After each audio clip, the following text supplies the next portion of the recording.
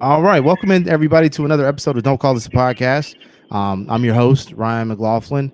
My co-hosts Dee and Courtney could not make it for this episode, but I am very happy to have a special guest with us. Again, if you haven't really been noticing what we've been doing the last few episodes of the podcast, we kind of wanted to shift off of what's been going on and happening in the world and kind of focus more on what people are doing and just kind of paying attention to how people are using their platform or using their voice, whether it's in creating content or in some other way. So with me today is Dr. Ryan Spivey. She is a pharmacist. Hello, everybody. Um, and so what we if you follow Yeah. Ryan on Twitter, she's on Twitter at Ryan Ashley, and we'll kind of give information on how to spell that a little bit later on. But she uses a lot of her platform to engage up and coming pharmacists or engage other people who are actually pharmacists, and so it's really unique, it's really interesting, and I've seen it, I know some of you have seen it, being retweeted, or maybe you follow her, but I thought what she does is really cool. And so I really wanted to get the chance to pick her brain. So, Ryan, how are you today? I'm good. How are you? I'm doing well. I thank you for taking time out of your busy day and busy weekend to converse with me. But I wanted to jump straight into things. Can you tell us a little bit about yourself and where you're from? Sure. So I'm from Hoover, Alabama. I went to undergrad at the University of Alabama, graduated in 2015, and then I went straight to pharmacy school at McWhorter School of Pharmacy here in Birmingham. And I just graduated in May. So right now I'm taking my boards and everything to get licensed, so I can start work as a hospital pharmacist, and that's what I'll be doing as my career. So right now I'm just studying, and that's how I use my social media as a platform while I'm trying to study for boards. So Awesome. Okay, that's actually pretty cool. Very noble of you. So you're originally from Hoover, so yes, south of Birmingham. yes. And so how did you decide on pharmacy? Was it something that you always wanted to do, or did it kind of come along later in high school? So actually, no. I was between. I knew I wanted to do something in the medical field, but I was between pharmacy school and medical school for a really long time, like probably up until graduation. And I got a job at CVS Pharmacy in Tuscaloosa, and I just discovered that I really liked, medications, like what they could do to the body, just and how many different things you could learn about medications. And there's so many careers that you can do in pharmacy, which I didn't know about until my last year of college. So just in the hospital, you can work in a lab. Doing insurance work. So I just thought the field was so versatile, and I just wanted to look more into it. So that's what brought me to pharmacy. And I talked to a couple of pharmacists, and they just told me like the quality of life is really good if you want a family and all of that. So that's what ultimately made me choose pharmacy school as a career. So Awesome. Okay. So along those lines, because you made a good point, and for somebody who like myself who's been working in admissions for God almost a decade, I'm never leaving. Um, one of the things that I do talk to students a lot about is how you kind of discover these different career fields that you never would have known about, or different branches of career yeah, fields you never would have known about as you kind of progress through. right. So, what are some of the other things that you saw within pharmacy that were available to you that made you go, "Wow, this really is a versatile field"? So, you mentioned hospital pharmacy and and things of that nature, but what are some other ones that you didn't realize were something that you could do within pharmacy? So working for a pharmaceutical company and being like their medical science liaison, going like who the reps go to when they have questions about a certain medication. You can do that. There's people in pharmacy school that do residencies to be like an oncology pharmacist. They can be a pediatrics pharmacist and be specialized. There's even people that work in the cosmetic industry that are pharmacists. So there's just so many things you can do, and like what you said, representation is everything.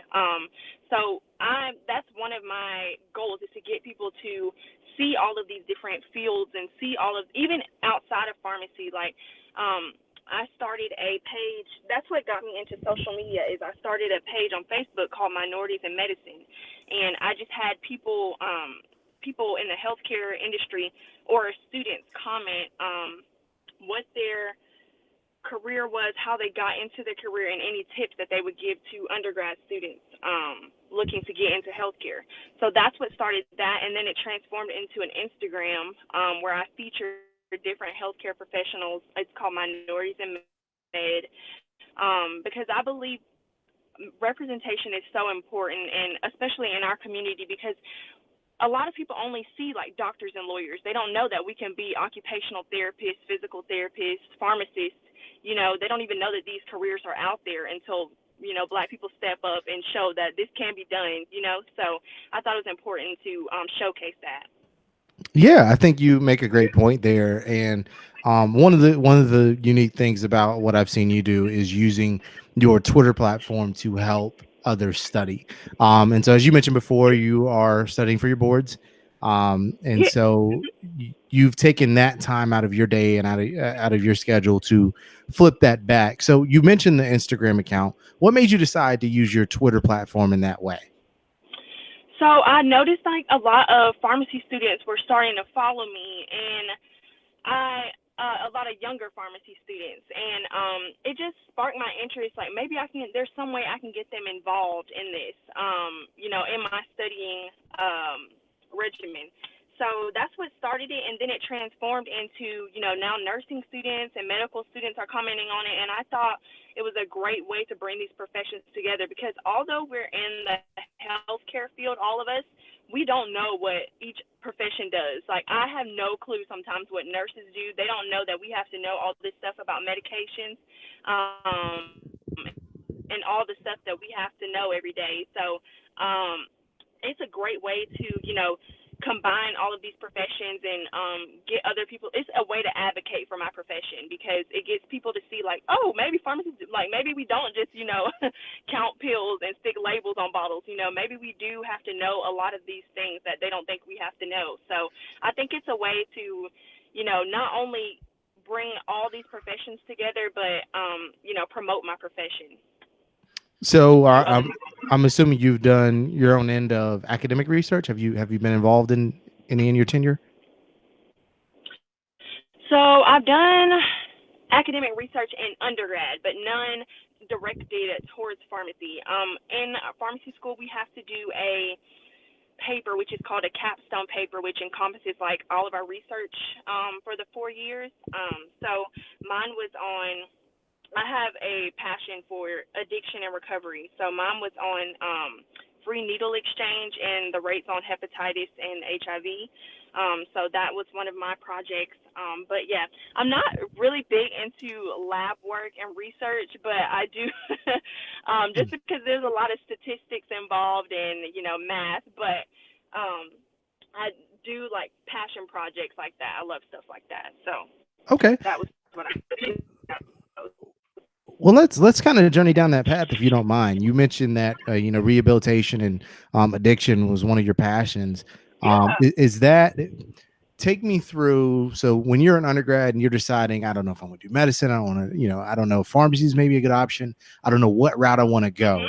Is did you already have something as far as a desire to work with rehabilitation or addiction that ultimately led you into pharmacy, or was it being in pharmacy that led you to this passion? How did you discover that passion? So in undergrad, we had a new minor, and it's now a major in Alabama, but it was I got a minor in addictive disorders and recovery studies. So we had to take a lot of psychology classes. We had addicts come and talk to us, and it just really sparked my interest for that. And so a lot of people would be like, well, maybe that should have deterred you from going to pharmacy school, but because you know the role that medications play in addiction. But Right. I believe that pharmacists, we have a unique position because we stand at the forefront of, you know, the opioid crisis, because yes, doctors are the ones prescribing the medicine, but we have the right to say, no, I'm not going to prescribe, no, I'm not going to fill this, you know, 120 oxycodone that could potentially lead you to a life of addiction. So we have a unique position, I believe, in that respect. And I did a rotation at Bradford Health Services, which is a Mm, drug addiction and rehabilitation site here, and it's in Warrior, Alabama. And that's what really sparked my interest in addiction and recovery. Just seeing the patients there and seeing how they wanted to change their life around, and and listening to their stories. Like, I got into a motorcycle accident, and I got prescribed these pills, and now I'm addicted to heroin. So it mm, really mm. touched me, because I believe that a lot of people are like one mistake away from leading that kind of life. So I think it's really like a passion of mine, and I like to advocate for that as well, because a lot of people think, oh, it will never happen to me. And like, these people they have this view of addicts that these people are homeless people, they don't have anything, but really it's like starting to infiltrate everywhere. So I think it's important that a lot of people know the signs and know, what to do just in case their family member or they end up in that situation. Absolutely. So you mentioned that you believe pharmacists should play a bigger role in this. One of the things that you all can do Yeah. is, at the front end, making sure that people aren't overprescribed or things of that nature. But take me through some other things that you would like to personally do, if you don't mind talking about it, that you would like to personally do in terms of spreading that word and spreading that awareness that, hey, this can happen. What are some things that we can really do? And I know this may play more into the representation role, but let's talk about that if you don't mind. Right. So I love using my social media as a platform, like I said, just to talk about these certain issues.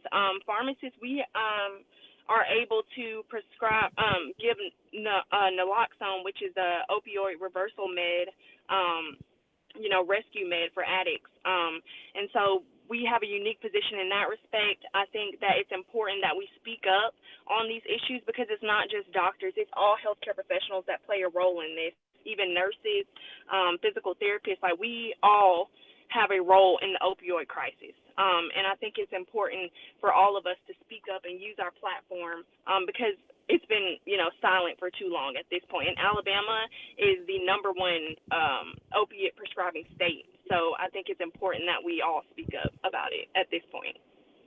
Okay, awesome. So let's kind of jump into representation and using your platform. And we talked a little bit about how you've kind of launched your platform through the Instagram account and through your Twitter. But we know that the medical field and a lot of STEM fields tend to lack Black people, African Americans, minority student. Right.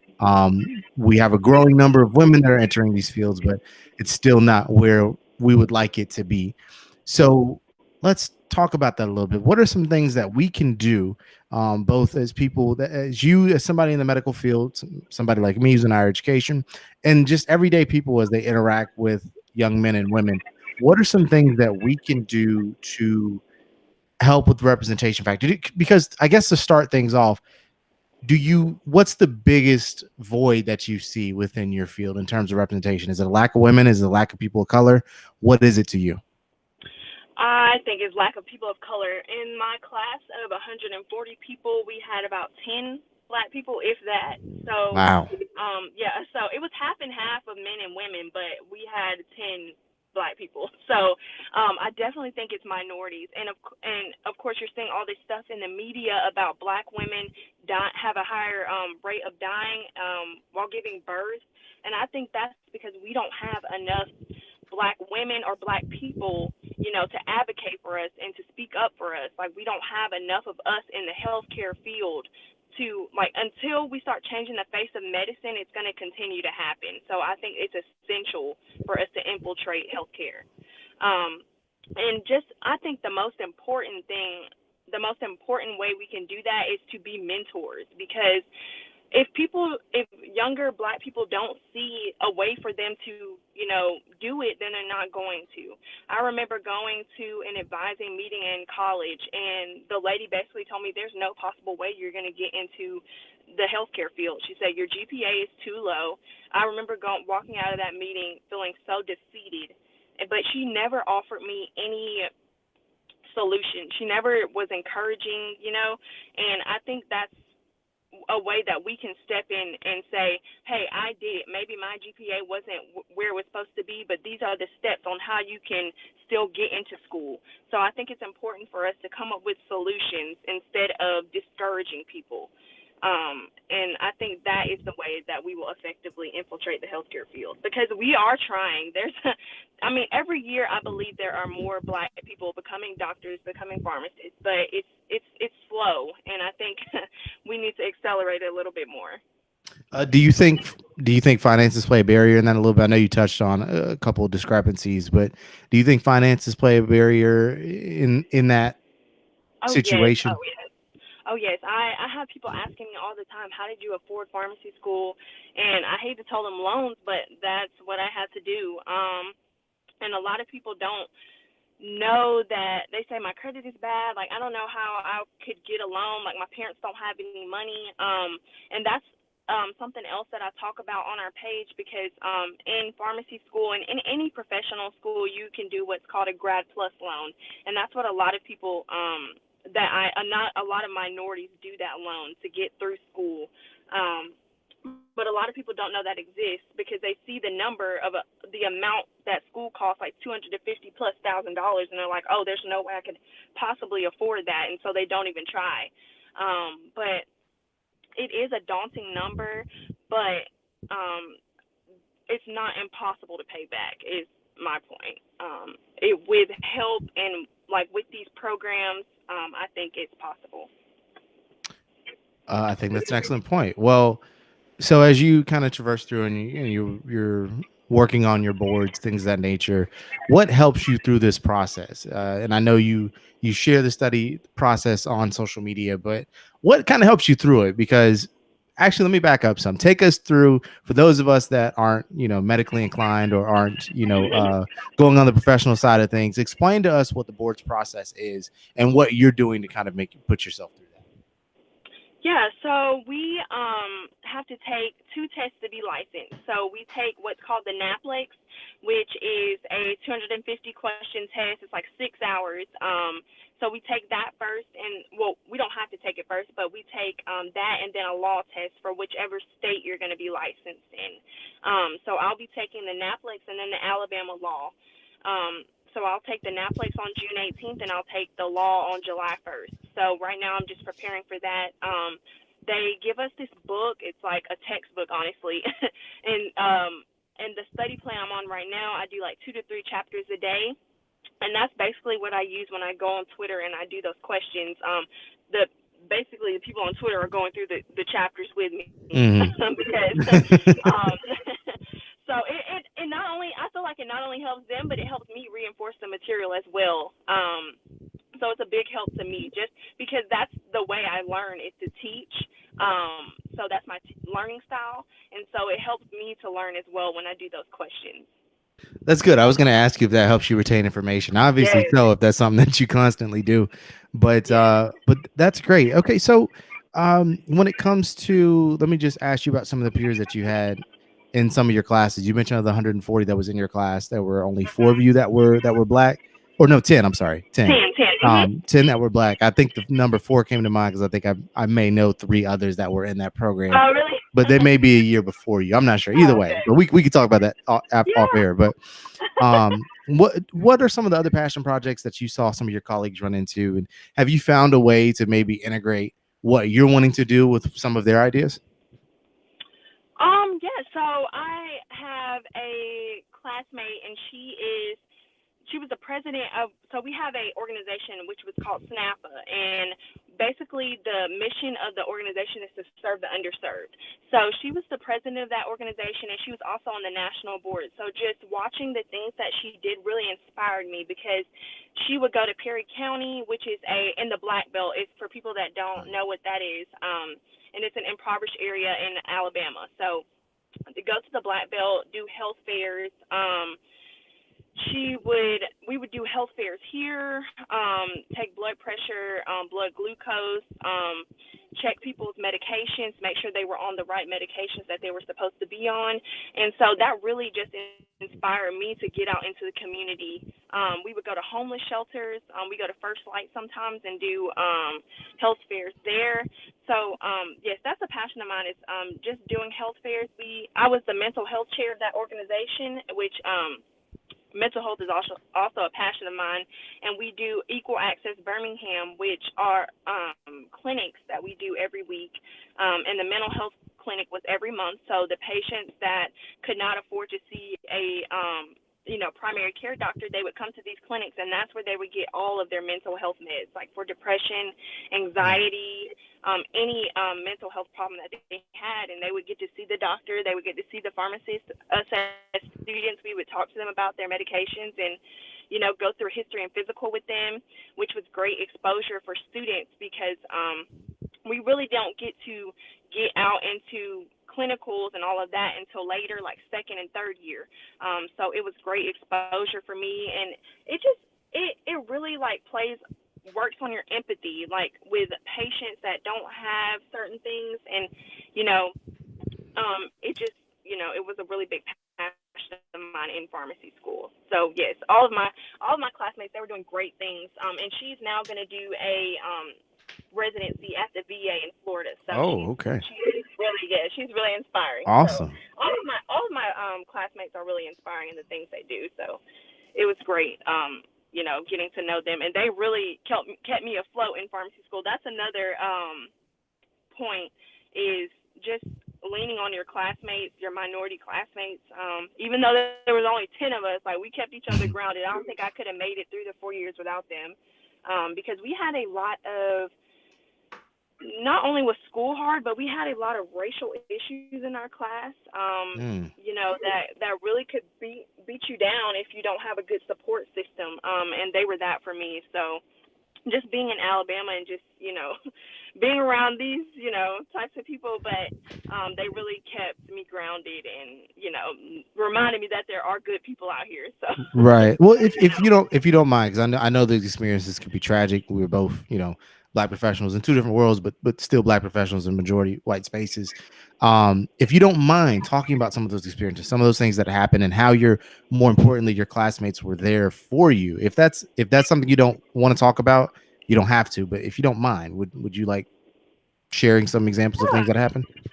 yeah. So in addition to just like my personal life and dealing with racial issues, like this was a time when Trump had just taken office, and we had a lot of Facebook comments. Like it was actually getting ridiculous, like the amount of turmoil that was happening on Facebook. Like we were all arguing with each other on Facebook, and it actually got to the point where we had to do a 2-day race relations workshop, all of the whole Wow. class.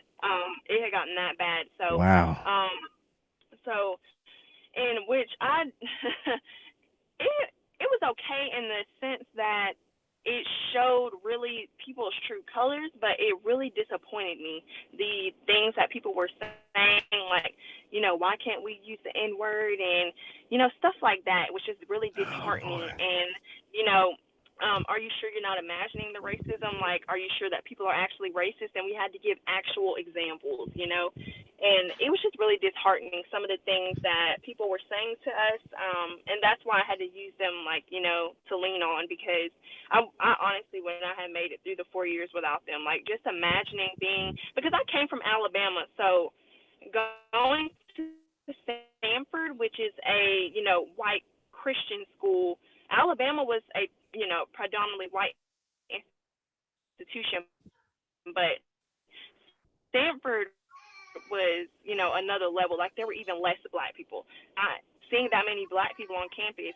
So I really was clinging on to my black classmates to get through. Right. No. So, and I'm sure it's nothing that wasn't previously experienced. With you coming from Hoover, and I can relate the same. I went to high school in Carterville, Tennessee, and I'm not sure if you're familiar where that is, but it's just outside of Memphis. It's a little suburb Mhm. east of the city, and so it is a majority white place. And Right. those experiences, those kind of questions, are things that, of course, you get used to hearing in high school. But it's a little bit jarring when you're in your early to mid 20s, and you would think life experiences would have taught people better, but they don't, obviously. Right. And so, okay, so we can flip off that, but I did And want you to. would think that education, transcends that as well, because they had I saw some study that said the more educated you are, the less racist you are. But I don't know how accurate that was, because that was also disheartening to see, like, we're at this high level of, education, but you still see these things every day in your classmates and your coworkers. So that was also a shock as well. Well, I think you make a good point there. I think one of the things that stands out to me though is when you look at institutions, like, and it's no knock on Sanford. Sanford's a fantastic university. It's a great place. But it is private, as you mentioned before, and sometimes private means more expensive, and more expensive can be a deterrent for low income people, and a lot of low income, a large percentage of African Americans, Black people tend to be low income, and that's a whole conversation about historical information that we're not going to get into right now. But it is intriguing to see the differences between, say, people will say stuff about Alabama all the time, and usually it's through jokes, but Right. um because I'm a joke on it. I went to UAB and I currently work for the enemy of Alabama, but Oh. um but we know that that's not you're not walking down the street and being called the N-word, and you're not getting passive aggressive, microaggressive, racist things happening to you every day. We know that's not the case. And so when you're in this space Right. of not just higher education, but professional level higher education, and this is happening to you, that's got to be jarring. I mean, Yeah. so, well, we can jump off that. I do want to ask you something. This is more of kind of a two-pronged question. I'm not sure if you are familiar with Ronnie Harris, who actually helped launch the site, but he's an Alabama alum, and we talk about all the time how the Black community views medication, views medicine, views the whole system, and the historical context of that. But how do you feel about the spread of misinformation when it comes to pharmacy, when it comes to medication? Specifically within the Black community, but on the whole is fine. When you see videos that trend about there's washing powder in your ice cream, and there's your multivitamins aren't supposed to burn, and when you have things that aren't necessarily true being taken as the truth, how do you feel? How do you deal with that? So it can be frustrating, honestly, but I look at it as I put myself in the other person's shoes. So historically, Black people do not trust healthcare professionals, and I can understand why. So we are not trusting of these healthcare professionals, but it's because we don't have enough people that look like us in the profession. So that's one way, I think, to get people to understand and trust us, is to infiltrate the profession. So I did a thread on, since this abortion ban is about to take place, I did a thread on, birth control methods. And people were commenting, well, birth control is a way to control the, African American population, like stuff like that. And I just inform people, okay, these are the options that I'm giving, just so people have options. It's not like you have to do them. Everybody's entitled to their opinion. Like, when people tell me things about flu shots, I never try to force my opinion on them. I just try to give them the facts and let them decide for themselves. Because I can understand why people are not trusting of healthcare professionals. And I empathize with them, and I never want to make them feel like their opinions aren't valid.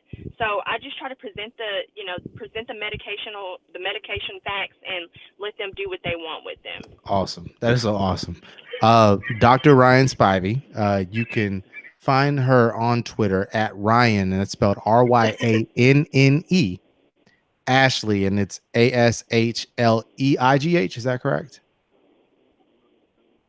Yes, correct, Okay. And the correct. Instagram you were promoting And the before, can you? hashtag that we use. Oh, yes. Oh, go ahead. Go ahead. I'm sorry.